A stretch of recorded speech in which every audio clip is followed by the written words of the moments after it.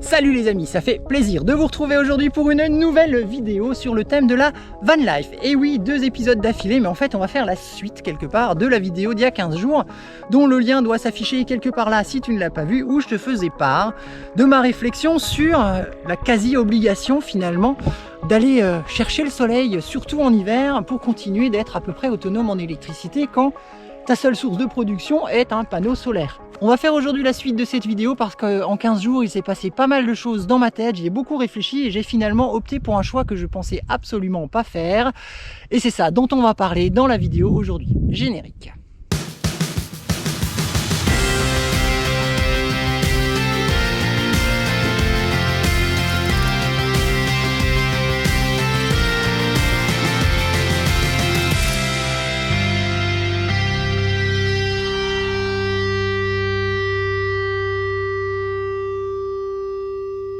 Comme tu le sais, mon fourgon est un fourgon de série doté de batteries AGM, celle que le concessionnaire m'a mis comme fournie avec le véhicule neuf que j'ai acheté il y a un peu moins de 3 ans.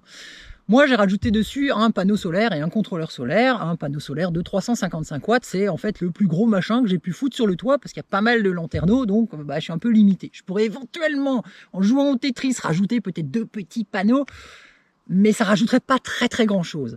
Ce que je veux dire par là, c'est que en gros, j'ai mis le maximum de panneaux que je pouvais mettre sur mon toit et j'en suis absolument ravi parce que les 9 dixièmes du temps, ça marche super bien. Le problème, c'est le 10e de temps qui reste, qui, comme aujourd'hui, par exemple, tu le vois là autour de moi, le ciel est bas, épais, gris, il n'y a pas de soleil, il n'y a pas d'ombre, il n'y a aucune ombre en fait, il n'y a que de la lumière diffuse et là, aussi bon soit ton panneau solaire, il ne produit qu'une infime petite fraction de ce qu'il est capable de produire. Ce qui veut dire que tu recharges quasiment rien de tes batteries.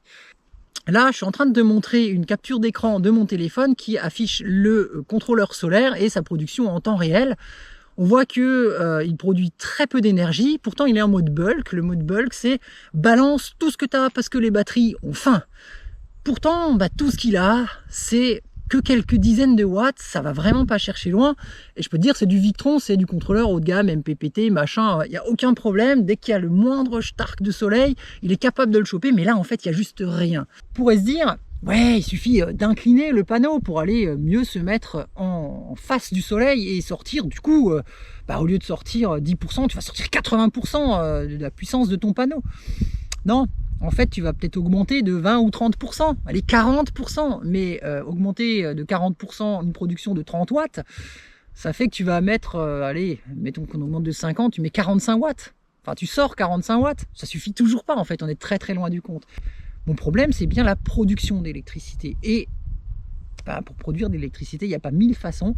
Alors, il y a la pile à combustible, effectivement, mais ça coûte tellement cher. C'est plus de 2000 balles pour un pauvre machin qui te fait 70 ampères-heure par jour. Voilà, qu'il faut en plus installer près de la batterie avec une réserve de carburant et tout. Enfin, ça prend de la place. Ouais, non, franchement, je trouve que c'est pas encore au point. On en reparlera dans 5 ans, mais là, pour l'instant, c'est hors de prix par rapport à ce que ça offre comme autonomie, sachant que le méthanol que ça utilise, c'est pas exactement bon marché non plus. Donc, bon, trop cher, pas installable dans mon van parce que de toute façon, j'ai pas la place, donc c'est réglé. Et à partir de là, t'as pas 36 trucs. On va passer sur l'éolienne parce que là aussi, l'éolienne, il faut du vent déjà.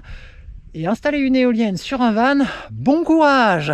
Je dis pas une cabane dans un jardin quelque part, ouais, clairement ça peut être très rigolo, mais sur un véhicule, même un truc pliable et je sais pas trop quoi, type science-fiction, ça va être vraiment très compliqué à mettre en œuvre, sans parler du fait que ça te fait toute une installation en plus, avec des régulateurs, avec tout ce que tu veux. Enfin bon, à un moment, c'est plus un van, c'est un laboratoire expérimental, c'est pas vraiment mon objectif. La seule solution qui reste du coup, c'est un groupe électrogène tout à fait classique, qui fonctionne au super 95 et qui produit de l'électricité quand tu le mets en marche, tout simplement quand toi t'en as besoin parce que le soleil décide cognette et que toi t'as pas forcément envie de faire 250 bornes pour recharger ta batterie parce que, il faut le savoir, mais j'aime pas rouler énormément, j'aime bien rester quand je suis sur un spot qui est plutôt sympa, rester quelques jours pour profiter, pour découvrir à droite, à gauche, aller faire une rando, aller faire du vélo, Voilà, j'aime bien ne pas rouler beaucoup, donc je peux pas trop compter sur mes propres mouvements avec Marcel pour recharger réellement les batteries. Ça va les retoper un petit peu de temps en temps, mais c'est pas énorme.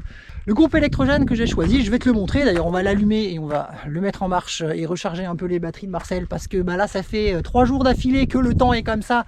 Et je peux te dire que mes batteries, elles sont plus vraiment en super forme. Donc on va le mettre en marche et puis je te montre comment ça fonctionne. Je te parle un petit peu du groupe. Alors pour l'instant, ça fait 3 jours que je l'ai. Je l'ai utilisé une fois pour tester pendant à peu près 1h30. Et là, on va le remettre en marche parce qu'il y en a besoin. Allez, on fait ça.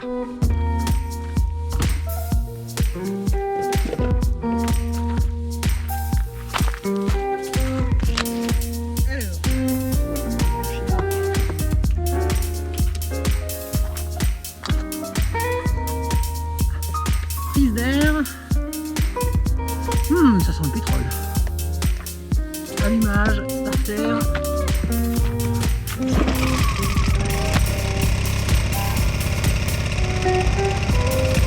C'est parti.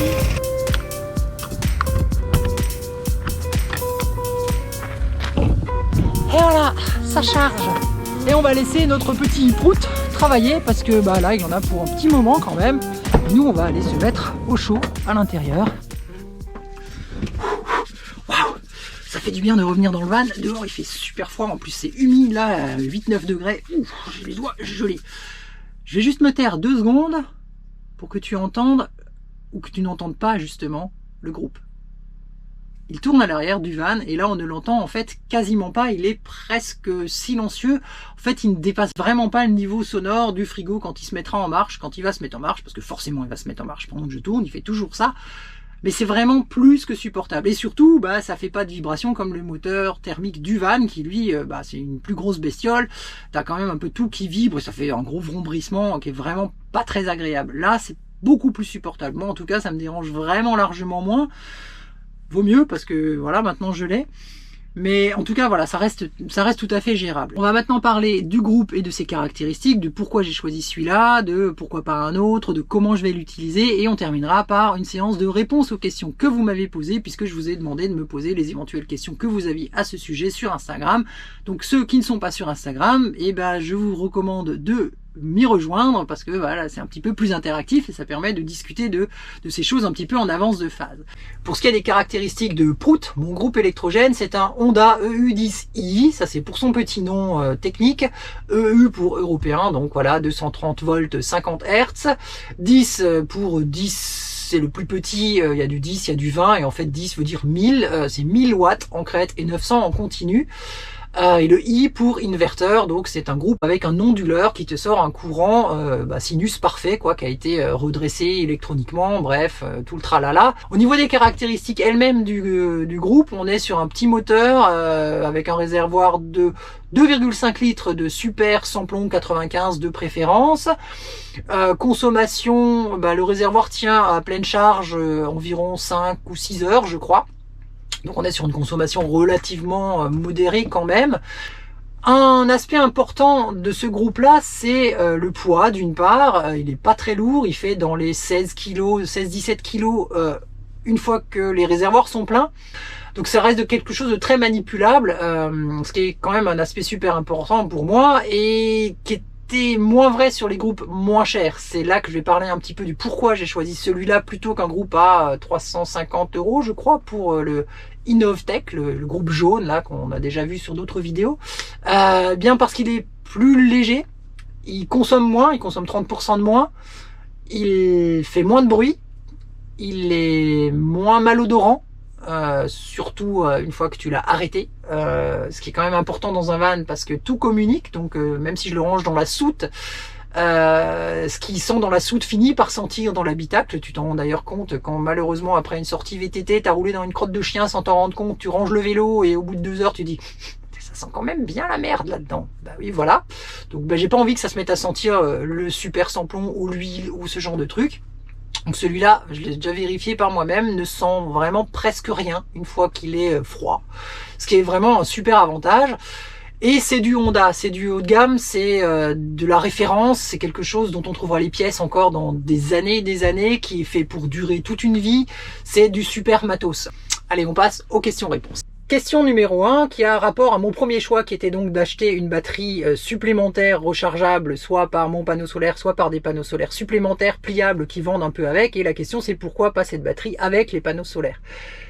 Je crois que j'ai déjà plus ou moins répondu à cette question, c'est que quand il y a vraiment pas beaucoup de soleil, tu peux avoir quasiment autant de panneaux que tu veux. Alors je parle pas d'avoir une grange tout entière couverte de panneaux solaires, hein. Si t'as 600 mètres carrés de panneaux solaires, évidemment tu vas quand même sortir quelque chose, mais si t'as ça, c'est que tu consommes pas non plus 30 watts. Donc les panneaux solaires, en plus, ils produiront quand même pas assez. En fait, c'est toujours la même chose, la production sera quand même très faible. Donc ça suffirait pas à recharger surtout une grosse batterie de 2 kWh. Donc en fait, c'est le serpent qui se mord la queue, donc non, en fait, les panneaux solaires supplémentaires ne sont pas la solution.